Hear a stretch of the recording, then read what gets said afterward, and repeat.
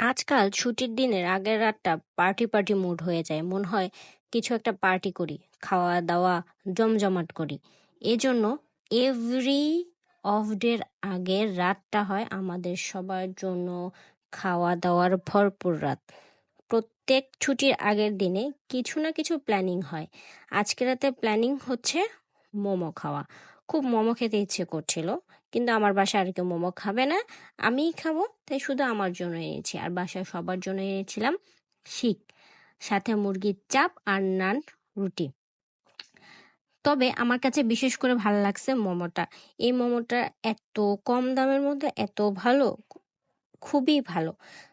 এই মোমোটার দোকানটা আমি আরেকদিন তোমাদের সবার সাথে পরিচয় করিয়ে দেবো। এটার আশেপাশে যারা আছো তারা খেয়ে দেখতে পারো, খুবই মজা এই মোমোটা খেতে।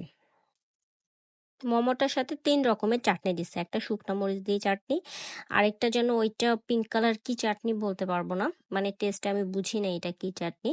আর এটা ছিল কাঁচা ধনিয়া পাতা ভর্তার চাটনি, মানে ধনিয়া পাতাটা কাঁচা ভর্তা করছে। তবে সব থেকে মজা ছিল বাকি ২ মরিচের চাটনি আর পিঙ্ক কালার চাটনিটা। ধনিয়া পাতার চাটনিটা আমার অত ভালো লাগে নাই। আমার মুখটা ওরকম দেখা যাচ্ছিল, ধনিয়া পাতার চাটনিটা টেস্ট করছিলাম, তাই, আর কিচ্ছু না। তো আমার কাছে এই চাটনিটা দিয়ে এই মোমোটা খুব খুব ভালো লাগছে। আমি তো সুযোগ পেলেই ভাইয়াটার মোমোটা খাবো। আমার কাছে মনে হয়েছে আমাদের আশেপাশে এবং টিএসির থেকেও এই মোমোটা বেস্ট। এটা আমার ধারণা, এখন কার কি জানি না, কারণ এক একজনের মুখের টেস্ট এক এক রকম হতে পারে। আর আমার চাপ খেতে তো খুবই পছন্দ, কিন্তু নান রুটির সাথে আমার চাপ ভালো লাগতেছিল না, আমার শুধু শুধু চাপই খাই।